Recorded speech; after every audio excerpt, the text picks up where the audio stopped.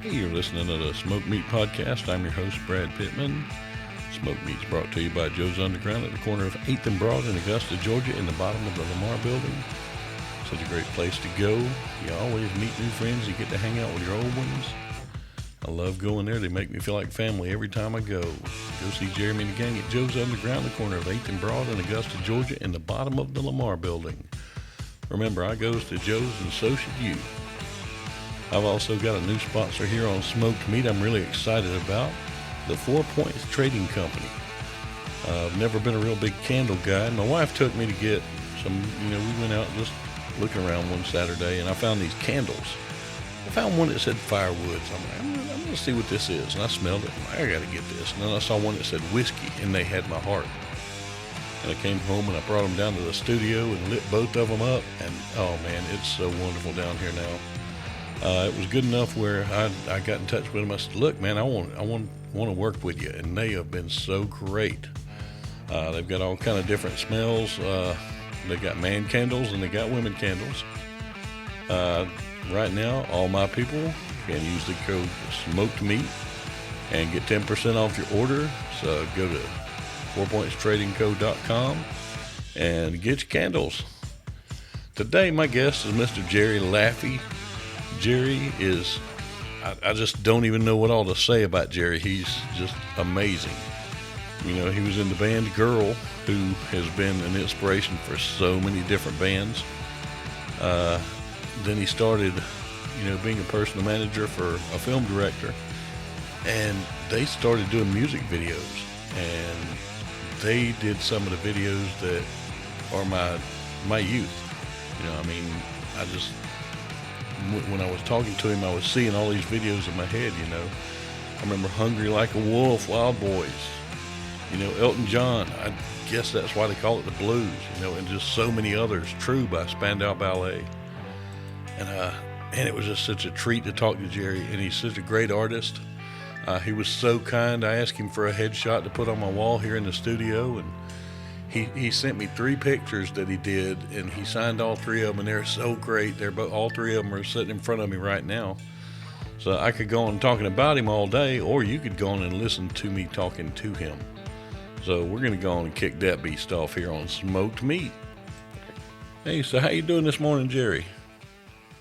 Hey Brad, how are you? Nice to catch up with you. Man. So how's sunny Atlanta today? It's nice and cool here in London. It is sunny and not really cool right now, but I walked outside for a minute and no meat fell off the bone, so that was a good thing. It was 32 degrees in London yesterday, which is unusual for us. Oh man. Oh, and that's Celsius, right? Yeah, well, 32 Celsius. I have no idea what that is in Fahrenheit. We don't work in Fahrenheit much over here. Yeah, I don't either. But yeah, that's usually about 95 degrees Fahrenheit over here. So yeah, that's a bit hot for me. I'm a fat boy. I'm ready for cool weather to come back. Oh yeah, me too. I don't like hot weather. No, not a bit. Not a bit, man. But yeah, I've been sitting here talking to you, doing the pre-show and everything, and man, I don't even know where to start. You have just man. I mean, I think what we were talking about was the movies initially, and as I said to you, I worked in education for special needs kids for the last 17 years. But I have done movies, and I've done music videos, and I've done music, and I've done art throughout my career. What we were talking about, apart from the Real McCoy, which was the Kim Basinger, Val Kilmer movie that we did in Atlanta, which is why I was saying that I like Atlanta so much, plus I've played a couple of gigs down there, was we were talking about using the Duran Duran videos, the Hungry Like the Wolf and the Save a Prayer videos to blag Russell's first film. Now, as we were talking about, I managed a guy called Russell Mulcahy for 15 years. And we took these little 16mm 15 to 20 grand budget Duran Duran videos down to Australia, and we found a script called Razorback, which is about a giant killer boar, like, you know, the boar that you were talking about you have out in Atlanta, these big razorbacks. Mm-hmm. This one was supposed to be oversized, supersized. It tore houses apart and was killing on the rampage, killing people.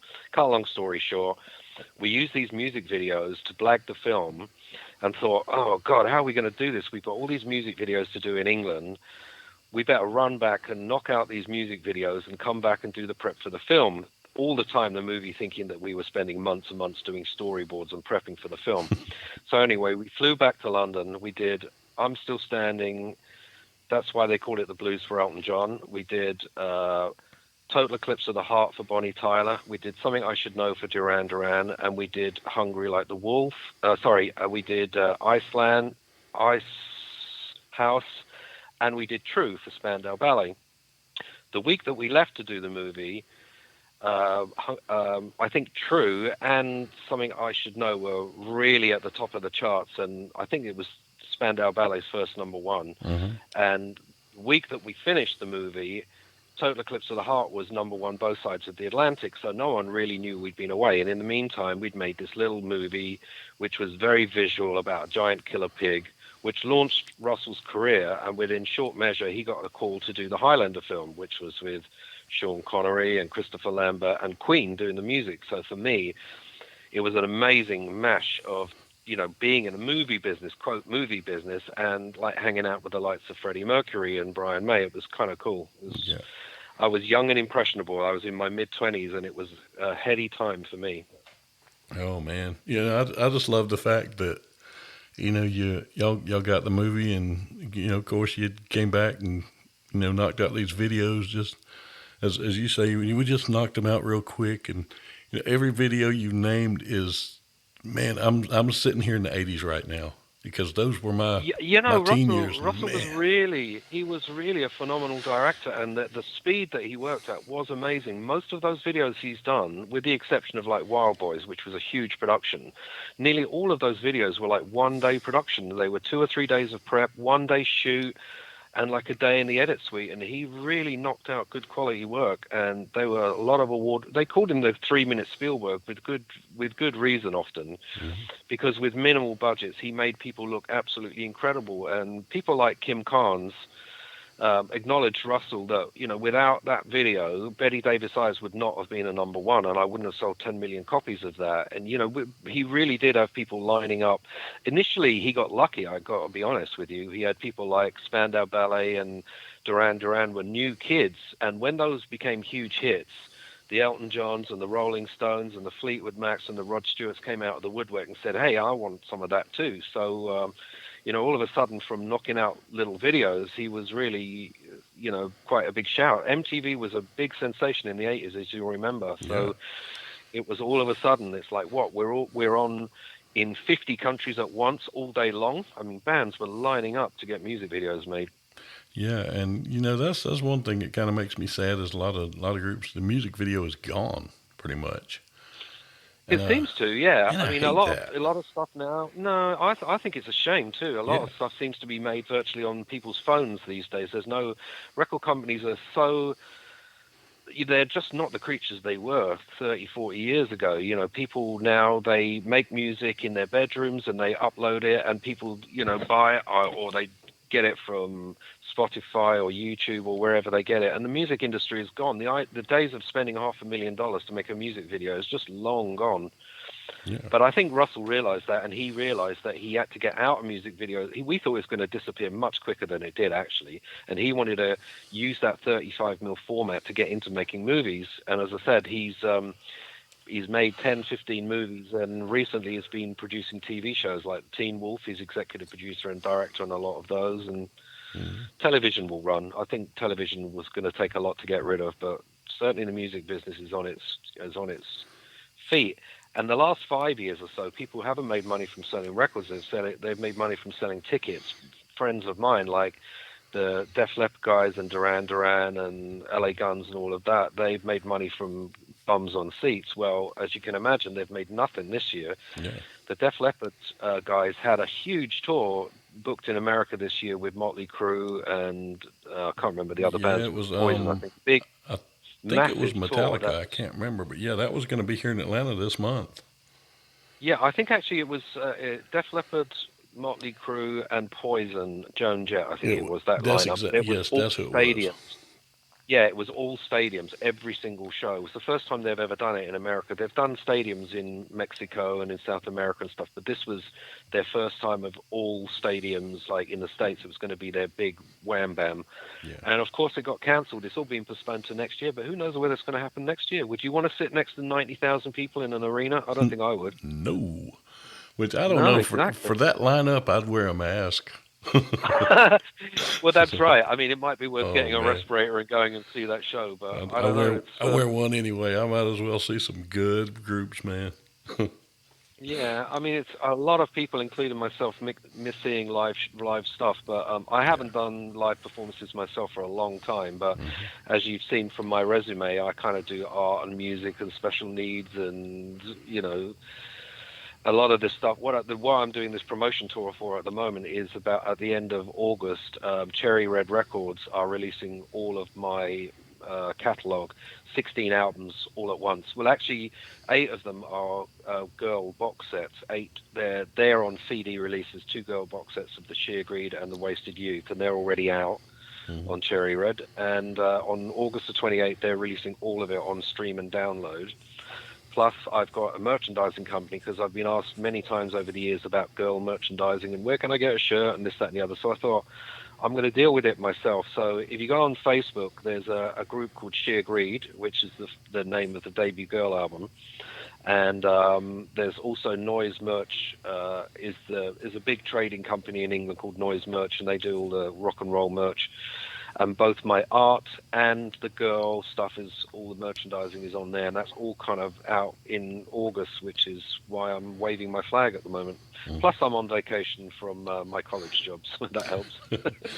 Definitely, man. And I'm looking forward to this coming. Because like I say, girl, not really huge over here in the States, but No, we didn't. Yeah. I don't even. You know what? I'll tell you a story about this, Brad. Is that there's a guy called Don Arden. I don't know if you've ever heard of Don Arden. He's dead and gone now, but he's the father of Sharon Osbourne, Ozzy's wife.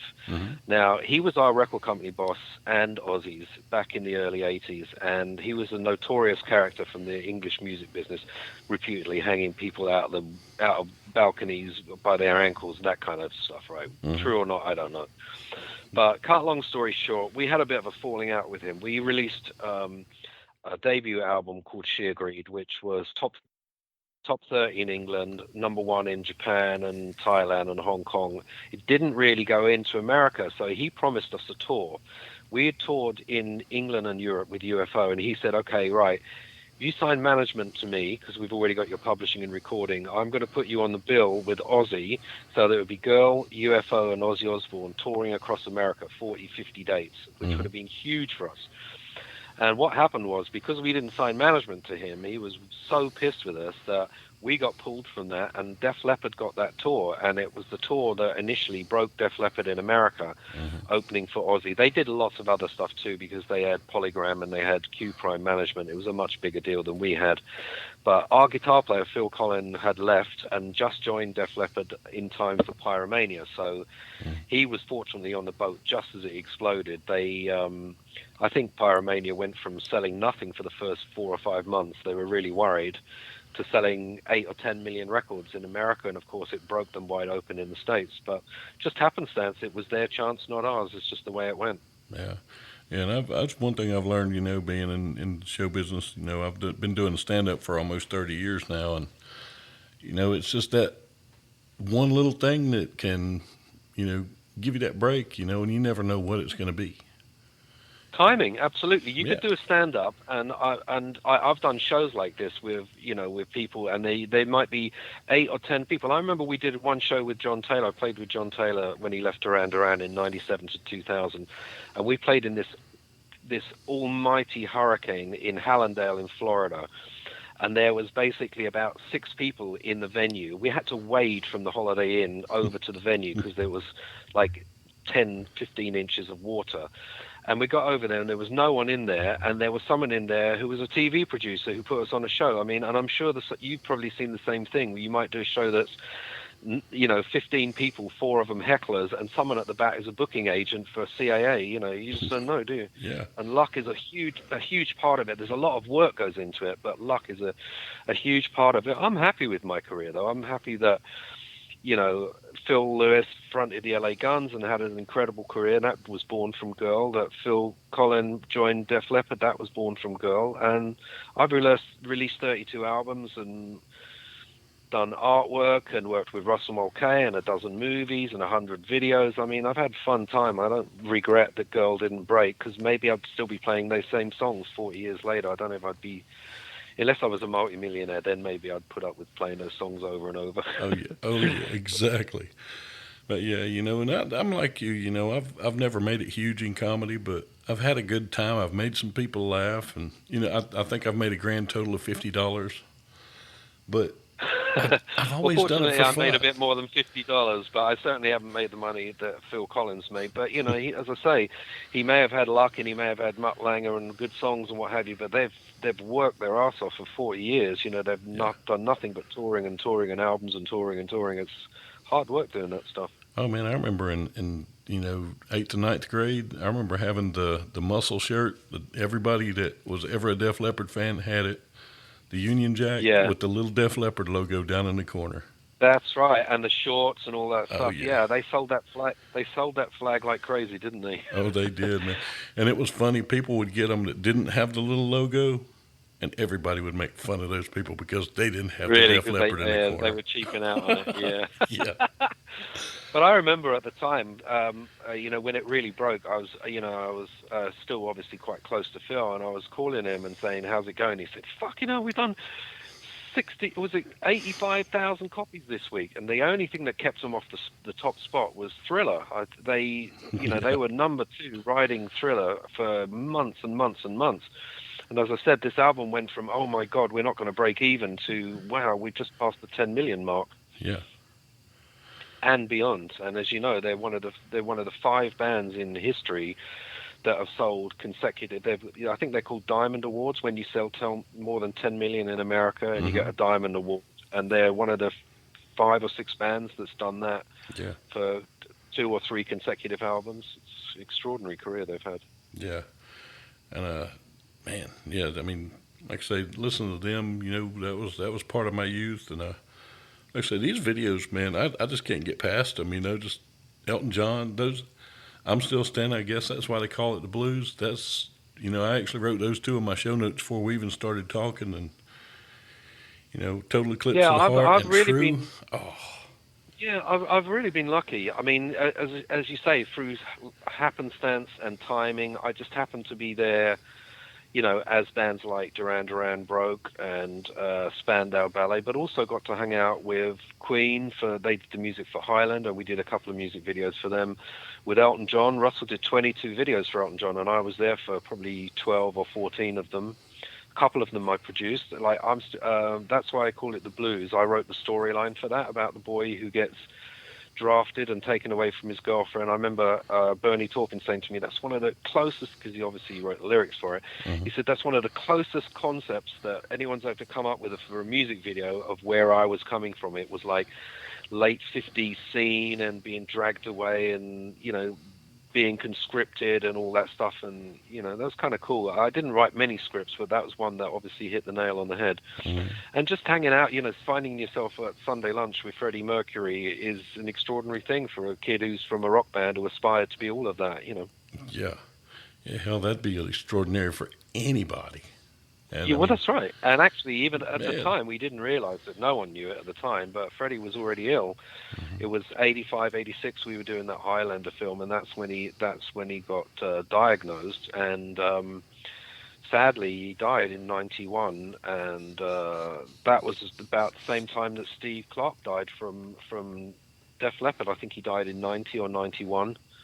And I was one of the several people that got a call after, Phil was going to do all of the guitar duties by himself, and he did on the Adrenalized album, as you probably know. But when they came to touring live, he really wanted me to do it, but I just signed a management contract with Russell for another 5 years, and Vivian Campbell was a friend of Joe Elliott's and was already in LA playing with him. And I said, look, it's really sweet of you to even think of me, but at the end of the day, we're on different paths, and I'm going to stick to where I am. I was living in London, and I had just formed a band called Sheer Greed, which was the alumni from Girl, the bass player, my brother's the bass player, and the drummer Pete Barnacle and myself. We were already working on an album, and I said, well, I don't really want to come and kind of try out for the Def Leppard gig, but next time you're in London, come and play on this album. And he did. He played 4 solos on the album and executive produced it. Phil Lewis from LA Guns came back and did a track with us. It was kind of cool. So everything has its own path. And as I was saying to you earlier, I think before we started recording, I managed Russell Mulcahy for 15 years, and when he wanted to move to Australia, I'd had a kid in England. I didn't really want to be flying backwards and forwards to Sydney with a kid, Mm-hmm. and so I didn't really know what I was going to do after that. I'd been doing it for 15 years, and I was thinking, what the hell am I going to do with my life? And then about 2 weeks later, I got a phone call from John Taylor who said, I've left Duran Duran. How do you fancy being the Mick Ronson to my Bowie? I'm going out solo. And I was like, shit, yeah, I'll do that. So I'll tell you a funny story about that. John Taylor, you can imagine Duran Duran were huge for years.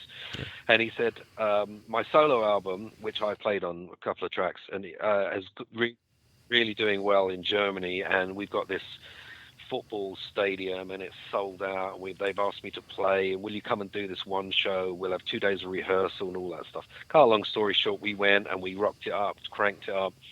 And we got to this football stadium, quote stadium, and it was actually a football field for a college, and it was pissing down with rain. And there was, like we were saying earlier, there was about 300 people there.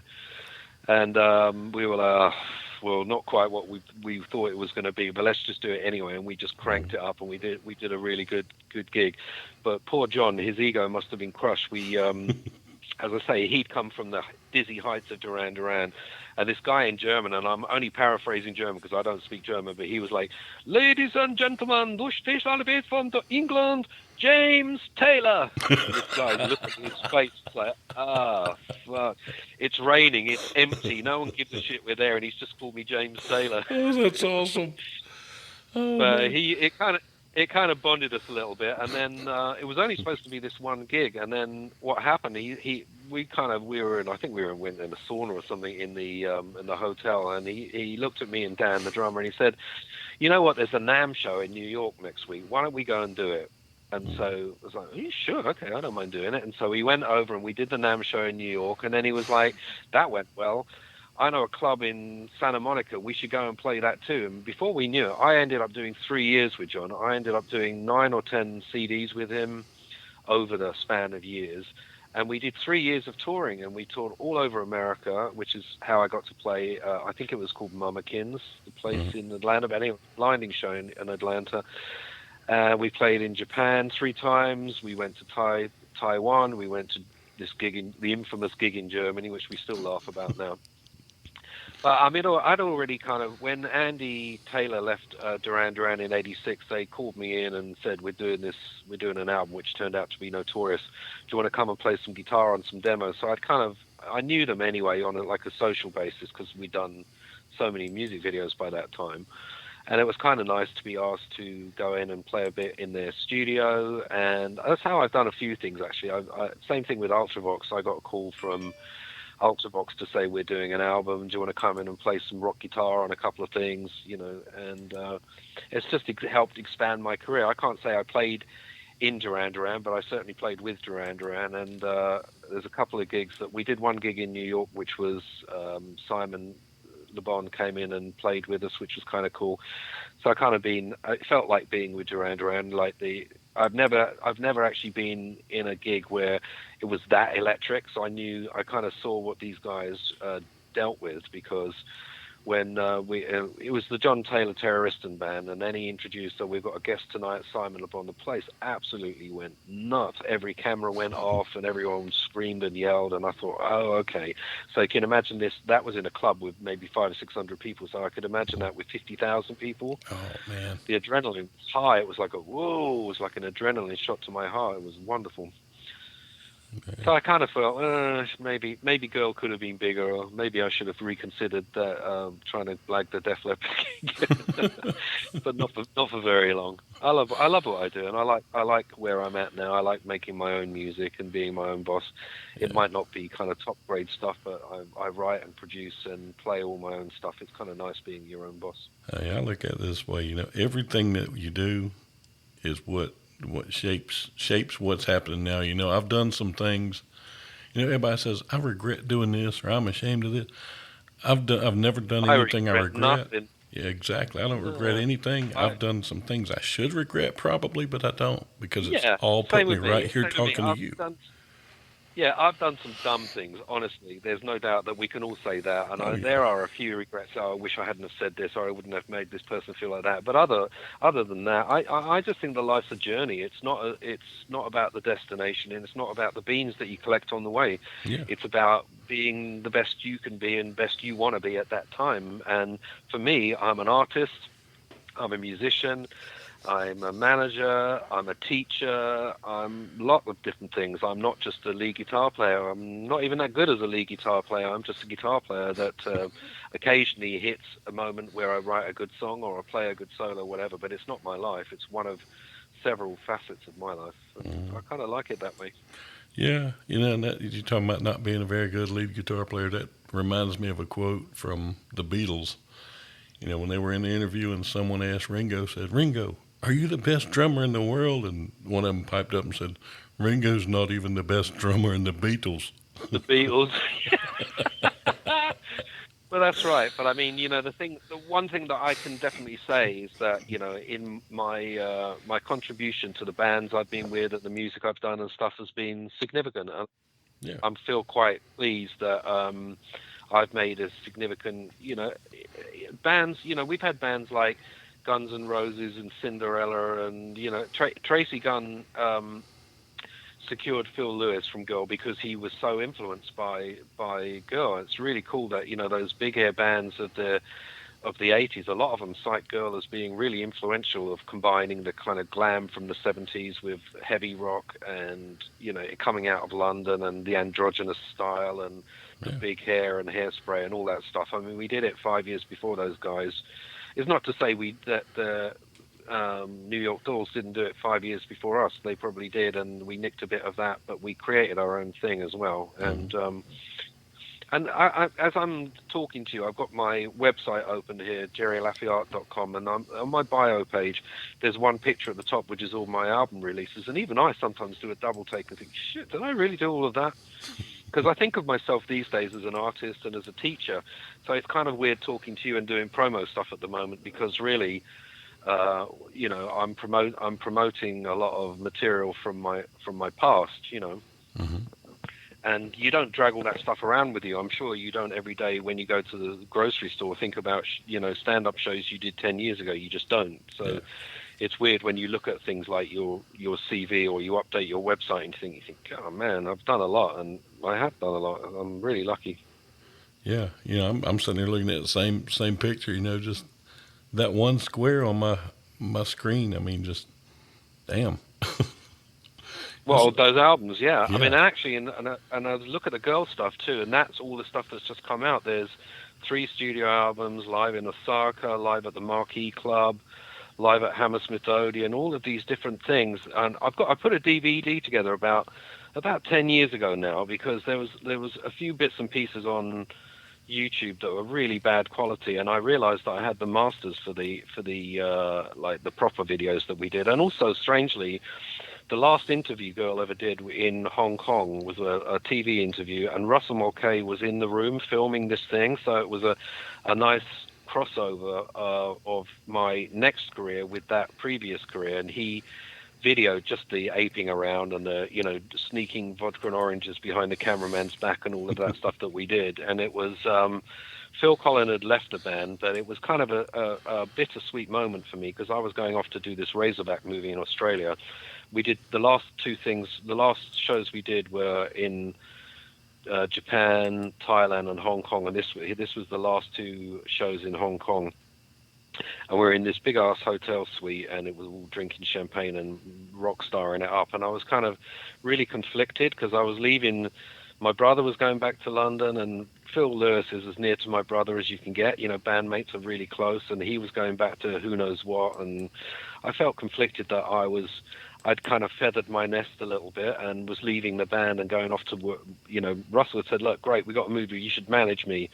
And a lot of people at the time were like, why has a video director got a manager? Well, I'll tell you why. You just have a look at Russell Mulcahy on Wiki, you'll see why he had a manager, because he's got, you know, I did 10 movies with him, and we did shitloads of those music videos, and we did big commercials. We were doing commercials for British Airways and Doritos and BP, and, like, you know, these really big $1 million commercials. And someone's got to balance all of that stuff. And, you know, it's hard to remember, apart from the fact Russell at one point had 5 homes. He had a home in California, 2 in Australia, 1 in Spain, and I don't know, can't even remember now. He had a big house in London and a flat in Hampstead. I mean, there was lots of stuff to organise.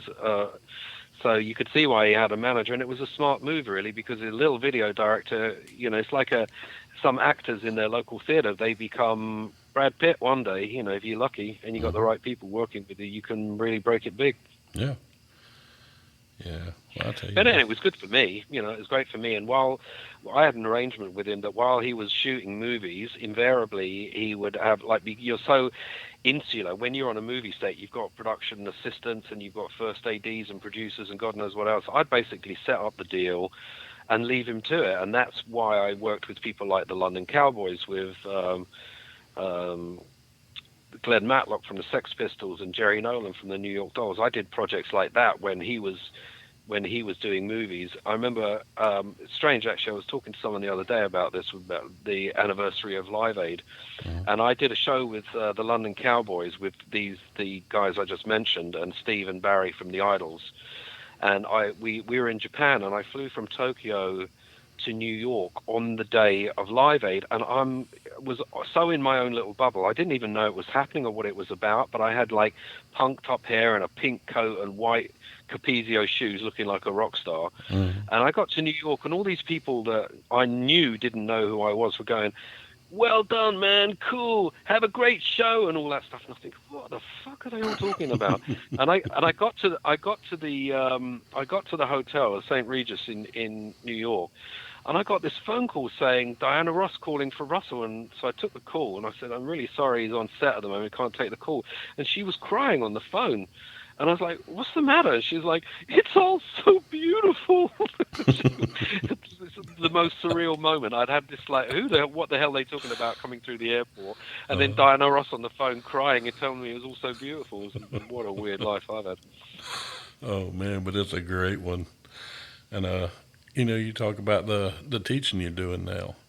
Man, I think that's just amazing, you know, dealing with you know, special needs people, and that's a calling. You know, right the there, funny man. thing is, it's like your job, you know. It's like some people can do it and some people can't. I bet you don't go home at night thinking, oh, Brad, you're such a hero. You're so cool. You just do a day's work. Yeah. And when you're on call and something comes out, all shit gets put to the side, and you're dealing with that moment right there, doing your instinctual job is to help this person to, you know.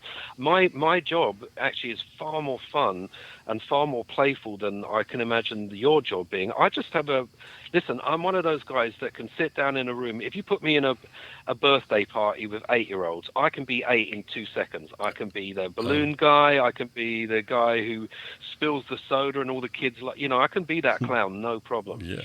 And a big part of my job with working with people with learning difficulties, part of it is like discipline. You're a little bit late and you need to work on that, and, you know, come on, let's focus and all of that stuff. But a lot of it is self-deprecating humor. If an old bloke like me with a bald head and glasses can do it, I'm sure you can do it. Let's try again, that kind of stuff. And I don't find my job hard work. I don't find my job, I'm not this kind of, like, hero that some people make me out to be. And my mum, for example, she thinks, oh, you're like some angel because you work with these kids with learning difficulties. I said, you have no idea how much fun I have. They actually pay me to do this. You know what I mean? And most of the time I just have a brilliant time, you know, especially You know, not kind of. I work with a lot of people who are borderline. They're usually on the autistic spectrum, and they're borderline what we call mainstream. So they're really cool with their shoes, and they can work on iPhone and all that stuff. But they can't really deal with people, and they can't look you in the eye and that kind of stuff. But the people I work best with are the people who are very low level ability. I really just love people who the smallest thing, like if you teach a child to use a straw, Yeah. that kind of, oh my God, that eureka moment. And when I work with people who are kind of, and I work in two different sites, and one is like almost mainstream and one is quite a low level. And when I work in the low level site, I'm much, much happier because I just have a brilliant day. And I'm always like, oh, I'm in trouble again because one of the things I do on a Monday morning, let me just talk about this for a second. On a Monday morning, a lot of people with learning difficulties, their routine has changed for the weekend. They don't like change. None of us really like change, but people, particularly on the spectrum, don't like change. So they might get transport into college. They have to come into college. They have to sit in a room. We do maths and English, and they're apprehensive, and they're not really happy. One of the things I do every Monday morning, and have done for years, is I put the date and the day incorrectly on the board, on a whiteboard. I put it up, and I put it up as Tuesday, the 3rd of March, 1982, and just don't say anything. And someone always goes, hey, that's not right. It's a Monday. And I go, how do you spell Monday? P. No, it's M. And you've immediately got the whole room's focus and engagement of, I'm so stupid. Every week I can never get this name and date right. And I say to the teacher, I'm really sorry. I'm just really bad with dates. And let me ask Mike. Mike, how do you spell Monday? M-O. Yeah, wicked, Mike. That's fantastic.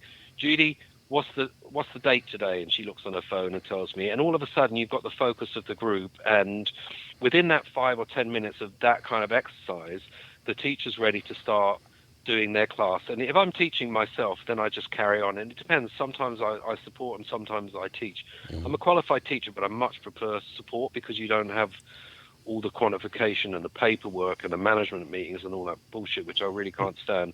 I like working with the students. I don't really like working with the alumni. Yeah, that's me. I like doing the job, not administrating the job. Yeah, that's what I meant, the administrators. Yeah. Because, as you know, in that job, every time you put someone into an ambulance and take them to a hospital, you've probably got as much time and writing it all up as you do actually what you did, Oh, yeah. And I'm sure, like me, you like that immediacy of like, okay, she's settled and the breathing apparatus is on and they're in the ambulance and she's much calmer and you'll be okay, love. You know what I mean? It's like we're going to look after you, and that is the magic of the moment for me. And the same goes for music, really. Much as I'm really enjoying speaking to you, and I appreciate your interest.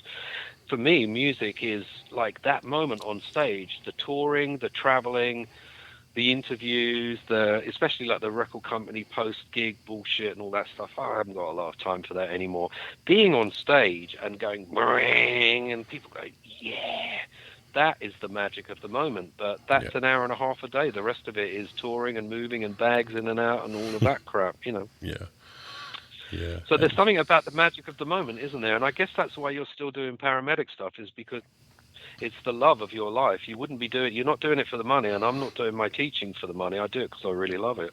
And I'm lucky. I prop my income in by my art and by selling my catalog and T-shirts and a lodger and all of that kind of stuff. And that makes me happy. That's outstanding. Yeah, I love, like I say, the actual doing the job is the best part of it because, that's what we do. And, I'm lucky enough where, as the old medic, I get to work with a lot of these young bucks who are just starting and they're just eager to learn anything that I'll teach them. And that feels so good. And, in school, of course, you're taught, here's the book way to do this. This is how you have to do things. And they don't teach you about so many situations that you just have to learn on the fly without. Well, and I would think a big part of your job is very similar to mine, where you calm someone and you reassure someone and you make them feel that it's not as desperate as they thought 10 minutes before you walked in the door. Yeah. I mean, I would think there's a lot of parallels between your job and mine, but you're on a much more cutting edge of it. You really are life and death. Mine is, being in a college, students come to our college and they agree terms and regulations of the college, and I have backup, and if it gets hairy, which occasionally it does, Yeah. we have security and all of that kind of stuff, but you're out on your own. And I would think that, there's probably two of you in your team, right? You could go into situations of real hostility and domestic violence and all of those things you must contend with. And that must be really scary. And that's a very brave thing to do, to get out of an ambulance and go into something where someone's just been shot. I mean, that would frighten the life out of me, my friend, I tell you. Or even worse, I mean, I can't imagine something like a kid that's been run over or impaled on a railing. Or it's just awful. I couldn't deal with that kind of stuff, honestly. I really couldn't. It'd be very hard for me emotionally. It gets rough sometimes, but it's just you figure out ways to deal with it. But I've got a story that I think that you would like. Yeah, please. I can't give away any kind of details, obviously, but the short part of the story is we worked a wreck, and the lady in the wreck, she was scared. Obviously, she was hurt, and we flew her to Atlanta, and we couldn't land the helicopter where we were. We had to go a couple of miles to a place where we could land the helicopter, and I rode in the back with the EMT. And, because there were two ambulances on scene, I rode in with them. And the EMT's a fairly young guy, and he's in paramedic school now. And, the lady I noticed was wearing a Bob Marley T-shirt. And she's crying. Yeah. She's scared. She doesn't know exactly what's going on. She just knows she's hurt, and she doesn't like it. So I looked at her. I said, "Do you like Bob Marley? I like your shirt." She said, "Yeah." And just without thinking about it, I started singing Three Little Birds to her. And you can't sing that song. I can't sing that song in this accent. Of course, I had to sing the Bob Marley accent, And but all the way there, and this kid's face, who was with us, his jaw just dropped. He's like, "This fucker's really singing Three Little Birds to this patient," and she started smiling. Sweet. And that was so cool. Really, and that's just me. That's my instinct. Situations. Yeah, I've had similar situations where, obviously I play guitar. We had one student who was really traumatized, and he was a Caribbean fella, and he was getting really aggressive and really violent, and he's what we call a twister. He'd grab your arm and turn it and turn it and turn it. Mm-hmm. And this woman, I thought he was going to break her arm, and there was a guitar in the staff room, and I told someone, "Go grab the guitar," and I just started hitting the three, jink, jink, jink, jink, jink. And I wasn't really playing or singing anything. I was just got his attention. Mm-hmm. And I'm pretty sure that day this girl saved her arm being broken just by distracting this guy. But I think that's a lovely story, giving the woman a bit of comfort and a bit of humor that would have taken her mind off the panic, because I think probably panic is a big part of what you have to deal with. Yeah, and what's really funny is, people think, okay, they're brave, they're going in while everybody's coming out, or they're not having a fit over this. While even though I look calm and all right on the outside, Mr. Collected, inside I'm just as shit as everybody else. I mean, the things we see is not normal. But if I go in there, that's right, and I'm the one that's supposed to be bringing peace to this chaos, and I'm going, oh shit, then nothing's going to happen good. So I have to. Do you think this is training? Do you think that's part of your personality, or training, or both? I think it's personality, training, and experience, and it's just, you understand that even though I may have handled this 1,000 times over my career, this may be the first time this has ever happened to this person. This may be the worst thing that's ever been in this person's life. And you just got to kind of understand that, and it kind of works out. Without being too explicit, you were telling me that you had some issues recently, but also in 2013, I was hospitalized twice, and I'll tell you straight, I had my colon removed. It was a pretty rough year, and I did 2 albums. 2 of the albums I'm releasing at the end of this month were done that year, because I was, when you're waiting for hospitalization or your post-op and all of that stuff, and I honestly thought that I might never record again. I had a studio at home, and I had guitars, and I had time, and I thought, I'm just going to write. And I had a couple of things that were knocking around. And that year, it's the only time I've ever done it, and probably the only time I will ever do it. I wrote, recorded, and produced 2 albums in that 1 year, virtually entirely by myself. I played all the instruments, I did all the vocals and everything. And it was quite interesting. I got into this vibe where I'd get up at 10 o'clock in the morning, and I'd go into my studio, and I'd put on a beat, and I'd change the tempo either up or down. Then I would sit with a guitar and noodle until something came, and then I would commit to it. Then I'd put a bass down, and then I'd do maybe a bit of keyboards and whatever. Then I'd put a guide vocal. By lunchtime, I was writing lyrics. It was a really interesting experience. By tea time, 7 or 8 o'clock, I had most of the song done, and I was doing like backing vocals, and I had a drum machine, and I would sit there with my sticks going do do that, do that, like, because I'm not a very good drummer. Mm-hmm. But it was a really interesting. Well, that's right. Some might argue. I had dinner with him one night. I'll tell you about it in a second. But it was a really interesting experience of always having worked with bands, and they do it their way and do it, for better or worse. It was really interesting, and I wrote and produced a song a day, and I did that for I think 11 tracks in a 14-day period, and then I did another 11 tracks in another 2-week period later on in the year. So I did like 22 tracks in a month, basically. It was an amazing experience. And these albums are called Just a Little Blurred, because everything was just a little blurred. I was on tramadol and all that stuff. Mm-hmm. And then the second one was called Wreck But Not Crushed, because it was post-op, and I'd had it done, and I'd had my colon removed, and I'd recovered, and it was all of that stuff. But it was a very interesting. They're two of the albums that are being released at the end of the month, and for me it was interesting because I've been listening through this stuff again recently, having not listened to it for 7 years, and man, those memories come flooding back. I'm sure you've got videos of performances you've done, and oh yeah. It's amazing how it can go zoop, and you can remember exactly where you were, what you were doing, and what was going on in your life around that time. It's pretty interesting. Definitely. Man, Gerry, I got let me tell you about the Ringo thing, without sounding like I'm name dropping. But you see my CV. It's quite hard not to drop these names sometimes. Yeah. I was with Russell Mulcahy. We were at Elton John's house in LA, or we'd been invited to Elton John's house in LA. And he said, initially he said, Sylvester and his wife are coming. And Russell went, you know what? No, I don't think so, thanks. He basically had I think what they call it, an artistic difference. He'd basically been fired from Rambo 3. And he and Sly weren't, I don't think he really wanted to sit and have dinner with Sylvester Stallone. So anyway, got a call back from Bob Halley, who was Elton's PA, saying he's told Sylvester he's got a cold and he's cancelled dinner, but Ringo's coming instead. So we got to the house. I thought, fucking hell, this would be a laugh. Dinner with Elton John and Ringo Starr. This should definitely be a laugh. So we got to the house, and it was we used to get on really, really well with Elton. We did 22 videos with him, and in the days when he was still doing booze and drugs, he was probably more fun than he is now. I don't know. But anyway, everyone got cut off after that point anyway. Yeah, I think it was about 91, 92 was the end of all of that era, but it was pre that. So anyway, we got to the house, and he said, he's really nice, and he's been a friend of mine for ages. Don't mention the fucking B word. That was the only thing.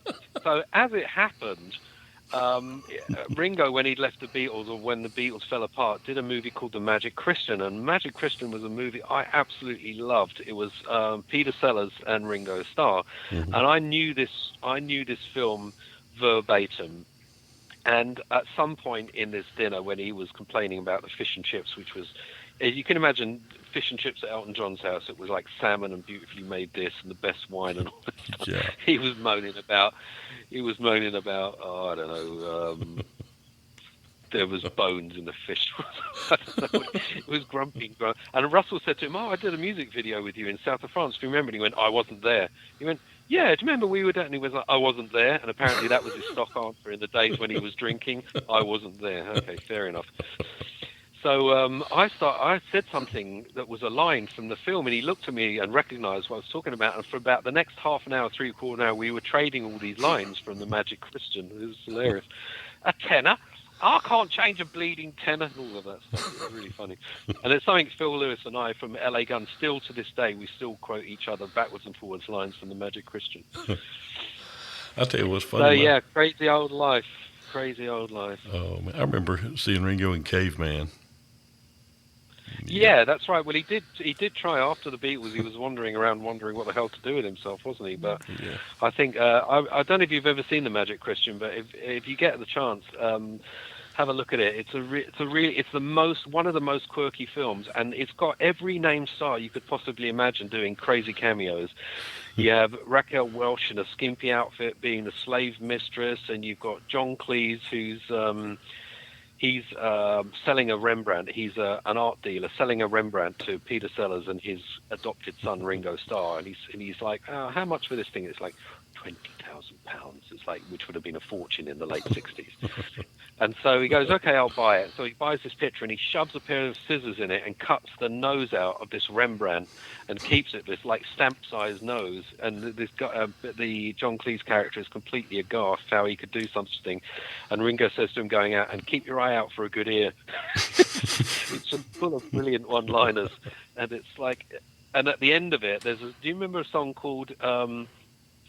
I think Paul McCartney wrote it. If you want it, here it is. Come and get it. I do. And that song, I can't remember what the song is now. But the last scene in the film, there's this huge, giant, like oversized swimming pool, and they fill it with pee and poo and every horrible thing you can imagine. They fill it right to the top, and it's on London Bridge, where the National Theatre is now. It's on Waterloo Bridge, right by the National Theatre, and so all of these people coming from work in their top hats and tails or whatever they used to wear in those days are wondering what the hell's going on, and then they start throwing truckloads of money into this giant pool, and there's all these people in suits and ties jumping in after the money covered in shit. It's hilarious. It's the most outrageous film you ever see. I definitely recommend it. The Magic Christian. Peter Sellers and Ringo Starr. Oh, man, I will definitely watch that. Well, Gerry, I tell you, man, it has been a blast, and you know you're welcome on here anytime. Thank you very much, Brad. It's been great fun. It's fun recalling all these stories. No one else wants to sit and hear them, but occasionally I get a chance to do an interview and I can dig all this stuff up. It's been delightful to be on your show, and I would love to come back another time. Oh, anytime you want on, man, all you got to do is let me know and just call and say, hey, I want to record. And you saw all I got to do is plug in and hit the button, and we're there. Great. Sounds great. Oh, yeah.